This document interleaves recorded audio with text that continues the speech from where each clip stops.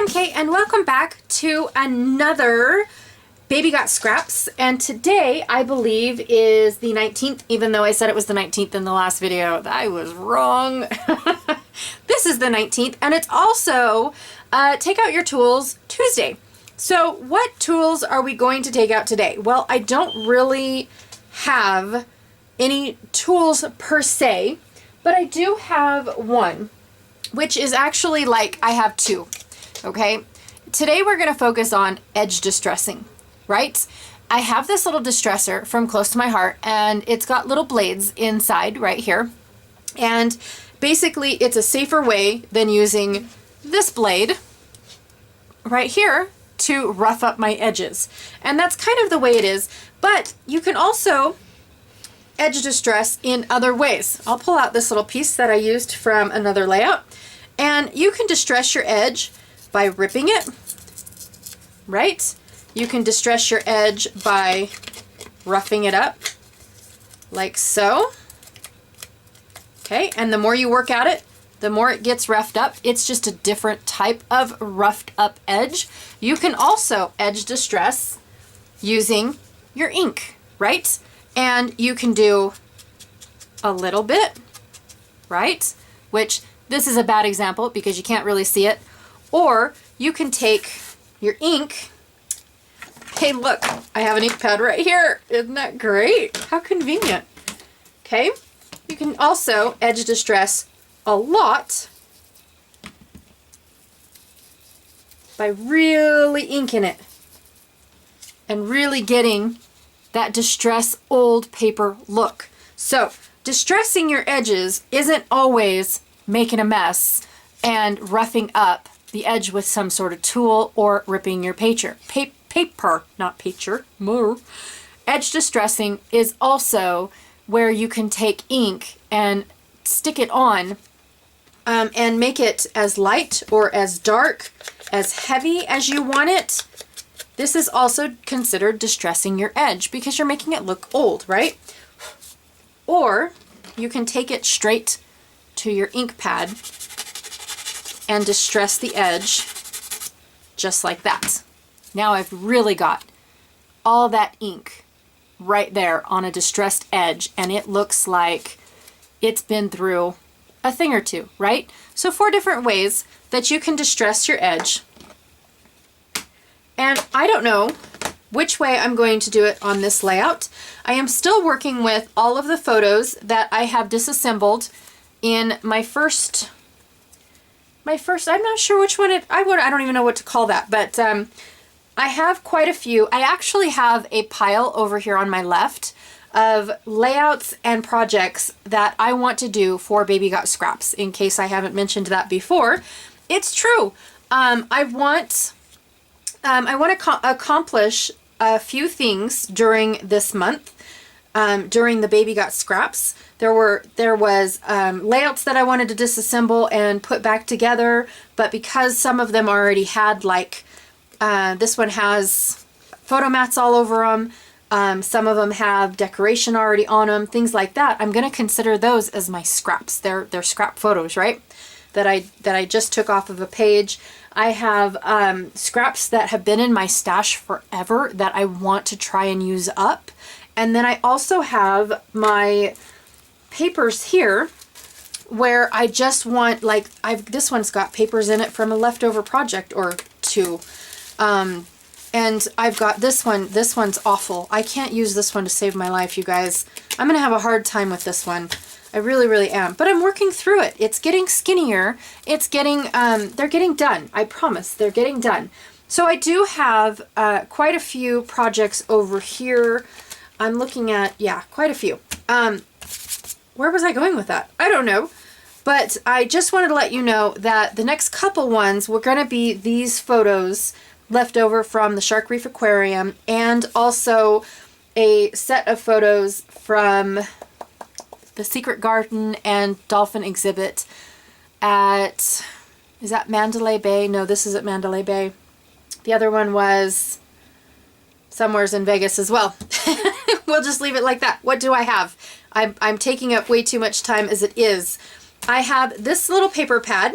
that I took my punch, I think it was 2 inches, and I punched this little cute circle out of it, and then I have my distressed looking stripes in the back, and they are from this paper pad right here, which is sea glass. And you guys, all I have in here are scraps, and this one's not sea glass.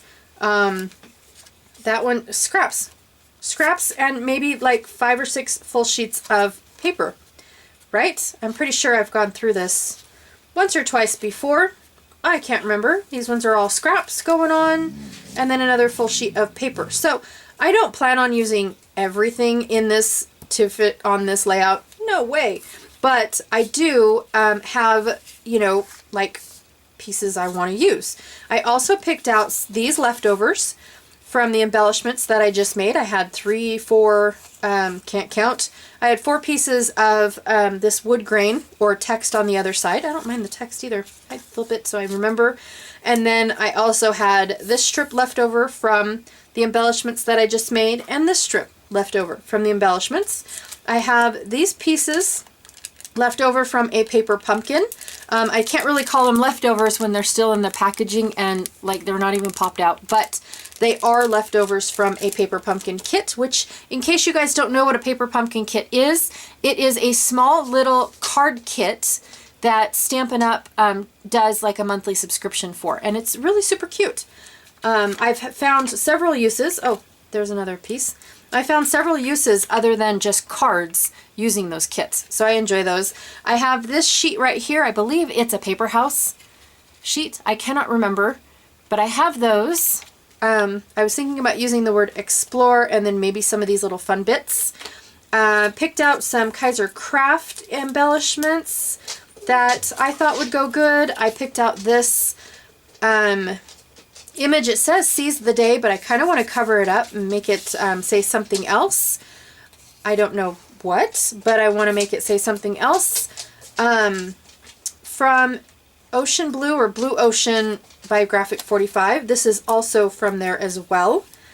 I have this cut out. I just fussy cut it out. It was a 6x6 square, and all of the squares had different images on it. I just fussy cut out the seahorse by hand, and then these are also left over. So all right, let's start by altering this background. Now, I accidentally had one of my circular seaweed type little bits hanging out, so I accidentally gessoed that, but it gave me an idea to gesso a couple more.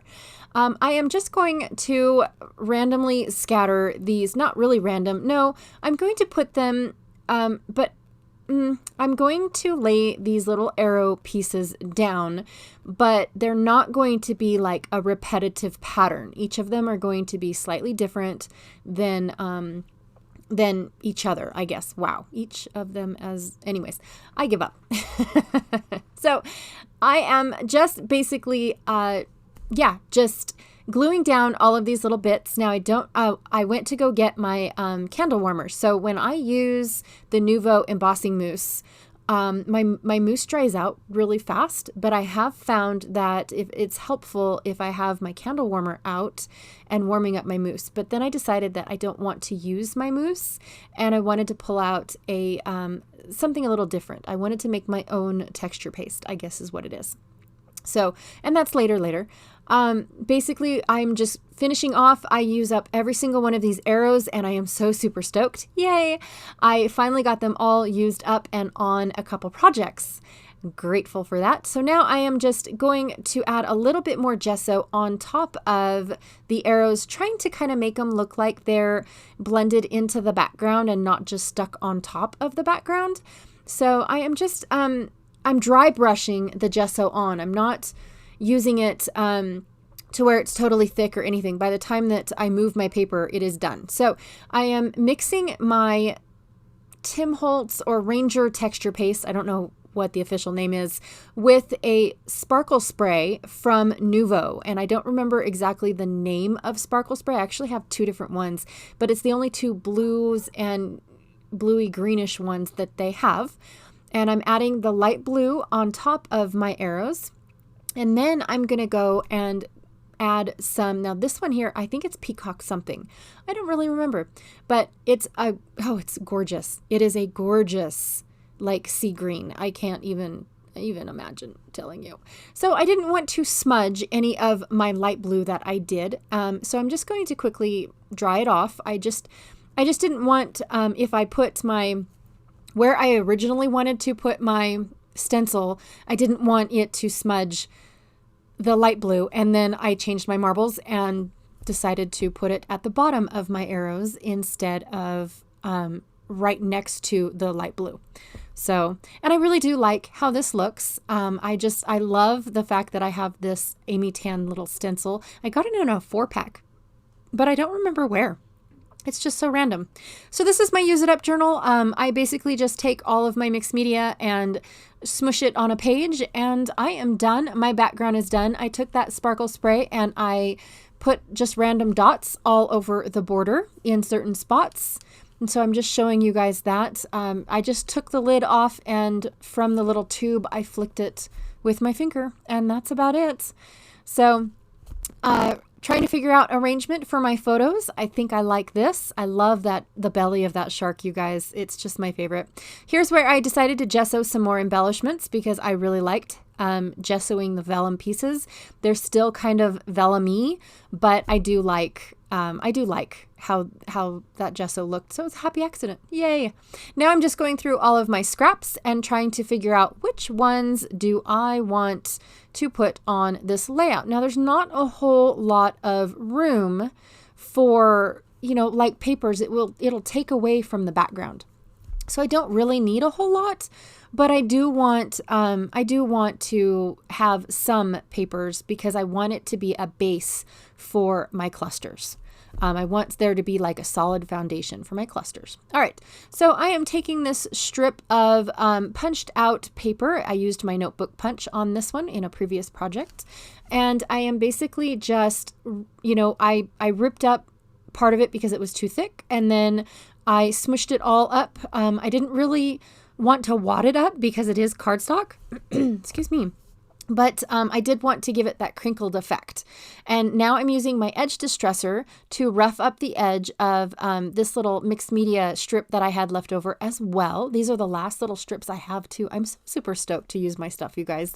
It just makes me so excited. So the best thing I like about an edge distressor is it adds dimension. So when I use an edge distressor, I feel like I don't need pop-ups. I don't need foam dots to lift things up off my page because there's a lot of movement on the page just by using the edge distressor. And I like it because it is a flat way to add dimension, but it is still a way of adding dimension. Plus, I really like, I don't know if I want to call it grungy, but I really like the messy look. I always have. When I think of a scrapbook, I think of the 1800s where that's all they had was old paper and, keeping it smooth and pristine was just unheard of. And I mean, I don't know. So that's me. That's just what I think of when I think of scrapbooking. And so I try to make, all my scrapbooks represent, I guess is the right word. So I'm just using up some of these scraps that I had in my 6x6 paper pad, just deciding, is this too much? Is that too much? Just by adding the 2 little pieces that I had already chosen, I felt like was enough, but I wanted one more layer. I just wanted something else. And so I'm going to use this little boat paper that was actually given to me by a gal named Patricia. I'm not sure if, I know she's on Instagram, but I don't know if she's on YouTube. But she gave us these really cool little sets of 6x6 papers, and this is my last piece. I have used them all up, and I'm getting ready to use it up again. Yay! So I'm just deciding if I like this. I don't like the gap in the middle where all the pictures are. If I decided to bring this blue piece over to the left of my shark. And so basically if I do bring it over here, which I kind of wanted a main cluster over there. I didn't want it behind the shark. I wanted it in front of him. And so I just wanted to bring in more paper in that direction. Does that make sense? I hope so. I don't know.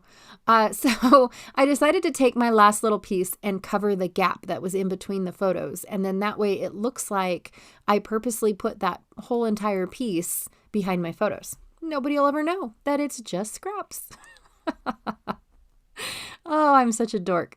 So anyways, putting down my pieces of paper, I'm just doing one little cluster at a time, trying to make sure that it is all going good and where it is supposed to be.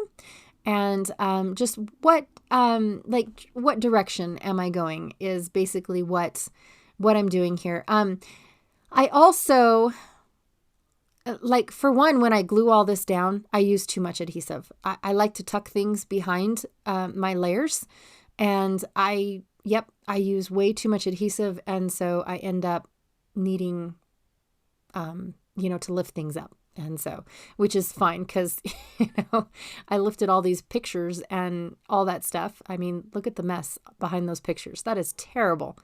That is absolutely horrible. But I am glad that I am getting to re-scrapbook all of these, you guys. I don't know. I don't know what direction I was going originally. And so this makes me much more happier. It really, really does. So I like the fact that now my blue piece looks like a solid piece in the background. I mean, it looks like I just took an entire 6x6 and made it one piece in the back. And I absolutely like that, you guys. I really, really do. And then I'm just going to decorate the left edge of this page. I don't know why. I had it and it was in my brain. And so that's where I wanted to put the things. I'm going to edge distress this little circle piece. And the main reason why I did this is because my 2x2 punch was just a little bit too big. Actually, it's just a 2-inch punch. It can't be 2x2 if it's not a square. Anyways, it just was a little bit too big for this circle. And so I had little tiny slivers of the other two squares that were right next door to this one because it was a cut apart sheet. And then I was thinking about inking the edges and I opted not to. So that was, I just brought it in really, really fast and I talked right through it. Now you guys don't even know what I'm talking about, but that's okay.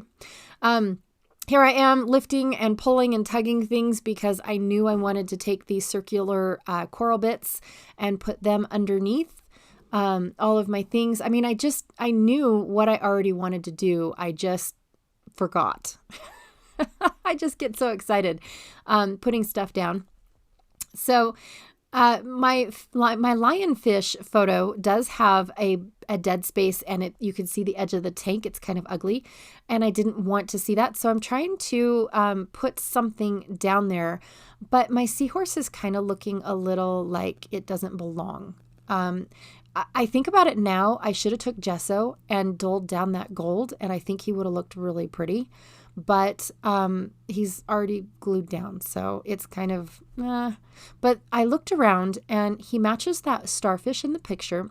He matches the little turtle that is kind of like a brown wash, and he matches the little crab that is above that little blue saying above the pale starfish. And so he matches, but the gold is just too much.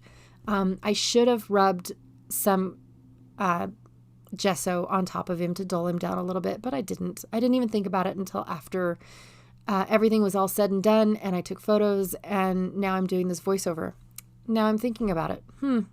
So I do like the little pops of dark blue going on here. I wished I would have had a third one, but in the little circle, it does kind of have like a periwinkle blue in it. So it does kind of bring over that blue instead of this aqua blue. So I think that's great. So I decided to tuck, I'm trying to figure out what to do with this, this starfish. No, it's not a starfish. Yeah, it's a seahorse. I'm trying to figure out because I really want him on my page. And, like I've learned from so many crafters out there, do what you want. Don't because it looks too goldy or because it's a different color, don't not put it on your page. If you want to use it on your page, you use it on your page. And that is like one of the main things I have learned over the years is I don't want to hoard the things. And if this is what I bought it for, or if this is what, my mind had in its mindset, then that's what I want to use. So I am pulling off these little arrow bits from the little puffy sticker sheet.